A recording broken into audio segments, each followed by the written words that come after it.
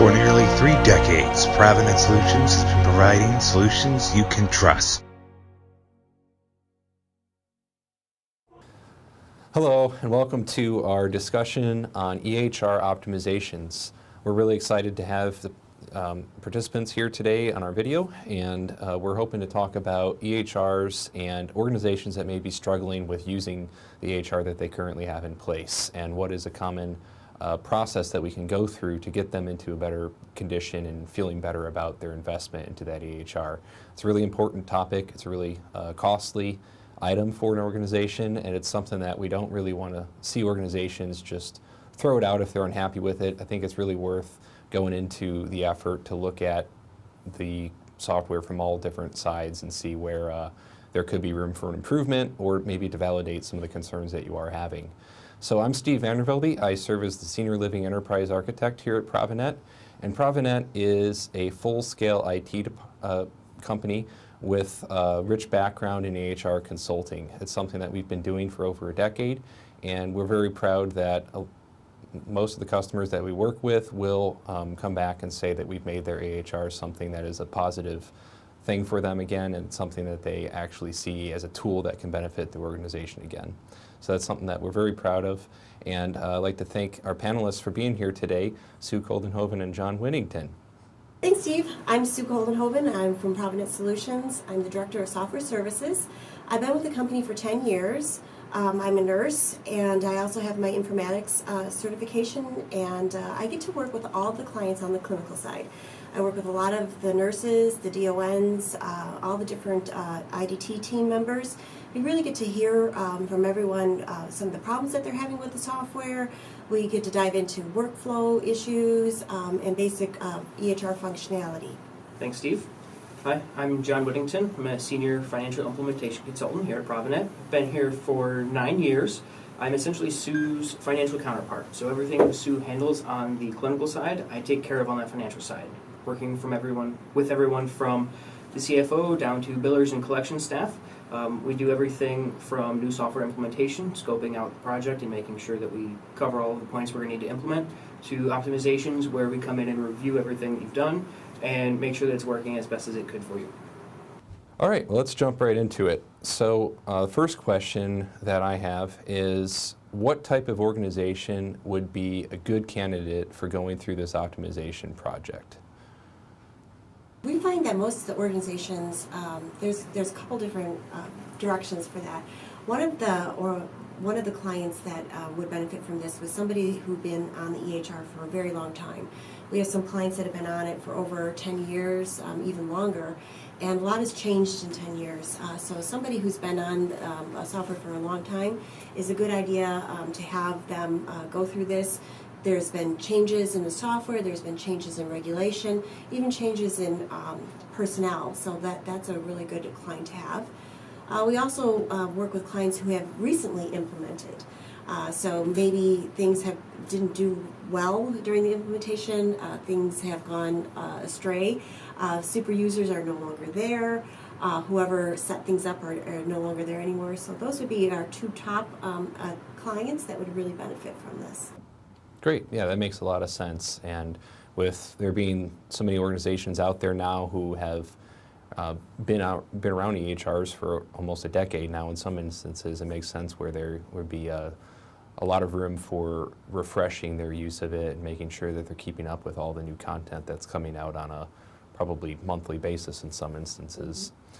So, John, can you walk us through what would be a typical process that we would go through if somebody were to sign up for a project like this? Just how would that process unfold from start to finish, essentially? Yeah.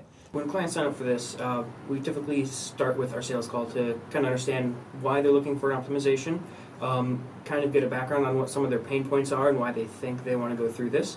And then from there, we get them an agenda out. Our agendas are typically just similar to what we have for a training agenda. They're kind of a list of talking points to get the client thinking about what it is we're going to be discussing with them, so they can start to get all those answers ready instead of having to dig into all of that when we first get on site. After that, we go in and we do a remote system review.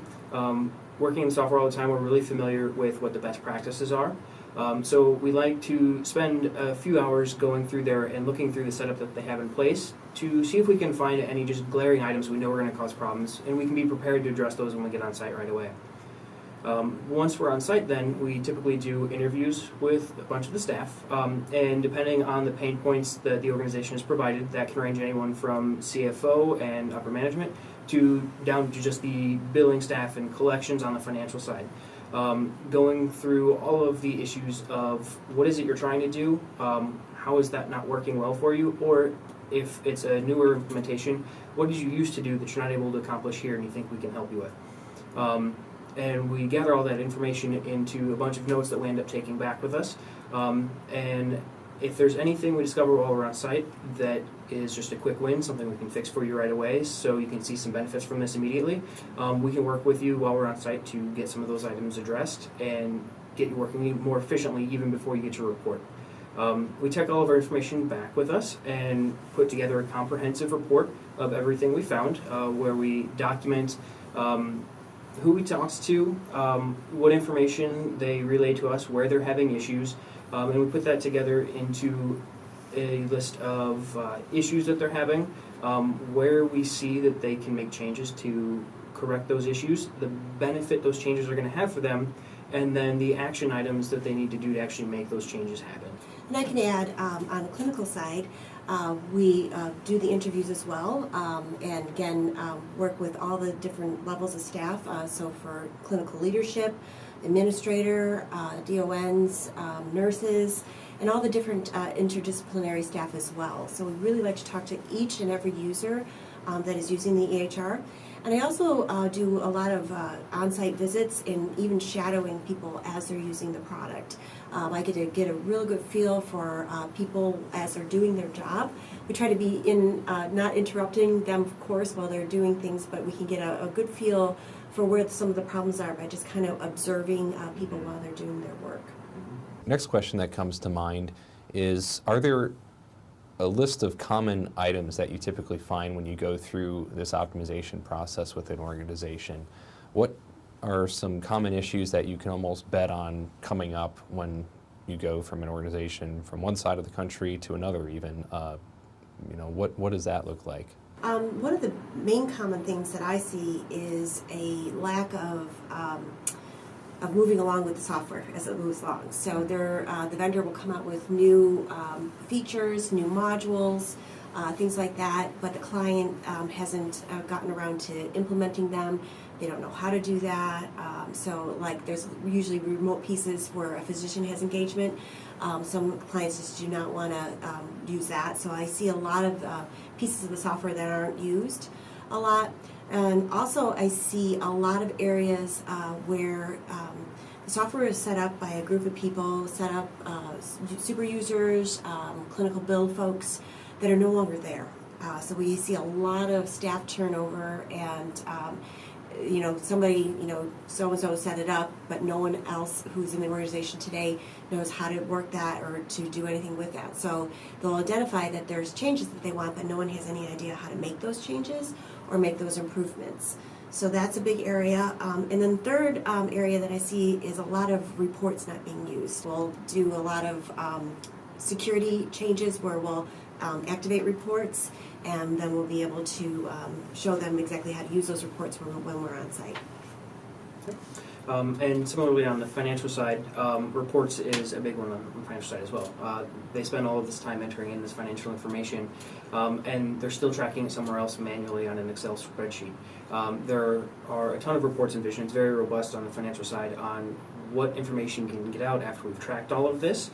And one of the quick wins we usually see is going in and just showing them some of the basic reports, or at least how to run the reports in a more efficient manner to get what they're looking out of there. Something else we commonly see on the financial side are issues with not keeping up with the features of the software as it applies to regulatory items, specifically with things like the MPPR that we have for Medicare B. That functionality has been part of the software for several years now, and we still regularly find clients that aren't using that. They're handling that as a manual process, which is unnecessary and takes a lot of time. And it's one of those items we see all over the place. They're just not using it. They don't know how to set it up, or it's been set up and they don't know how to properly use it. We also see lots of issues with just general setup with reimbursement rules and the payers. Those are very complicated items to set up, and a point Sue touched on was the turnover. Someone set those up at some point and had a good understanding of them, but that person would have since left, and no one knows how to maintain those as efficiently as they could be, or they're running into a bunch of quirky little issues that are actually quick fixes. They just don't understand what causes them, or how they can go in and fix them relatively quickly. So Sue, is there any immediate benefits that organizations can hope to find during the on-site visit? Are there things that they may see as low-hanging fruit that they can actually get benefit from right away? Or is everything going to be pretty much after they get that report that we just finished talking about? Oh, I'd really like to be able to leave the client with something when I'm out there. So I spend a lot of time, we actually do some mini training sessions when I work with the client. A lot of the areas I spoke of before either will turn on a report and will show people how to use reports. We find that a lot of the clients don't know how to actually configure the reports and get all the data out that they need. So we go through a lot of mini sessions of actually running reports. We get a lot of aha moments when we actually get the data back and they can actually see what's going on with that. So those are usually the areas. Yeah, that's certainly not surprising with the way that the industry is going now with reporting and big data and being able to use things like business intelligence. Definitely makes sense that organizations who may have been on the EHR for a couple of years now, putting all that data into it, I can see where reporting is going to be kind of a common theme, and just knowing what the native reports are in the software and how to actually use them, how that could be a huge quick win for people just being on site with them there. So how about after the on-site visit? What's typically next steps for an organization at that point? What should they expect to receive back from ProviNET? So after they get the report, what we typically do is like to give them a couple of weeks to review that internally and have their own discussions. There's a lot of discussion they have to try and process what's there, because these reports are very critical and they kind of need to take a look into what these mean for organizations. And then we usually like to meet with them and go over all of the points that we have covered. We can kind of highlight the ones that we see as being our biggest priority, which items need to be addressed immediately and are going to be seeing the biggest benefit. And then we kind of go through the action plan that we provided down at the bottom of the report to outline what project or projects would look like to address all of these action items. Are some of them things they can handle on their own, they just need a little guidance on? Or are there bigger items that need to come out of this where we can go in and fix a lot larger issues that require a project and a lot more time and effort on both parts? Right. So after the client does have some time to digest it, and the clinical is obviously a little bit different than the financial side. On the clinical, what we see a lot is need for training. I get that a lot, and so ProviNET does offer training services, so we can work with the client and do some on-site training. We can do remote training, and as John touched on, we can even do some training on how to set the software up, and then you do the training yourself as far as the client is concerned. So we have a lot of that area. We also recommend a lot of custom reports that are not native in the system. So we talked a lot about big data and getting data out. We find with a lot of our optimizations that the native reports don't cover what the client is needing. So ProviNET has a lot of reports and that we've developed for other clients, and that would work well for certain clients. So we spend a lot of time then going through our menu of reports and forms. We have forms as well. That the client can review and then determine if that's going to meet their needs, something that we have in our menu, or if we have to design something that's going to be more specific for exactly what they need. Thanks, Sue and John. So it sounds like the work certainly is not done once that report is delivered to the organization. They have a roadmap that they can go through as to how to get the EHR where it needs to be up to the organization's specific needs. But there's a lot of work to be done yet at that point. So at that point, I think it's pretty much up to the client to say what they're comfortable with doing themselves, or are there things on here that they actually want ProviNET's help with? If it's something that requires a lot of intimate knowledge of the software in order to build out the solution, and they want training on that, I could see where that's something that ProviNET would definitely be able to help with, and continuing on with that relationship makes sense. But if the organization feels comfortable with moving forward to those next steps, then we like to see them have that independence as well. So I think it's pretty obvious that the EHR for any organization is a huge investment. There's a lot of time and money that goes into building out that solution and implementing it across the facilities. And if there are issues with it or it's not being utilized to its fullest potential, it no means is something that warrants replacing that EHR. It's a much wiser next step to actually go in and have somebody who is objective, who knows what other softwares will or will not do, and be able to actually assess where your specific software solution is at. So maybe validating some of those concerns and then actually presenting with what the ideal solution is from a best practice standpoint, knowing what works across hundreds of organizations that we've worked with. So it becomes pretty clear that throwing out the EHR is an absolute last step. Taking the time to actually go through and do sort of health check through one of these optimization processes is a lot more time and cost effective, and you're actually exhausting all avenues by going through that route. And we have yet to meet an organization that hasn't been in a much better spot after going through an optimization like this. Thank you so much for your time and watching our roundtable discussion here about EHR optimizations.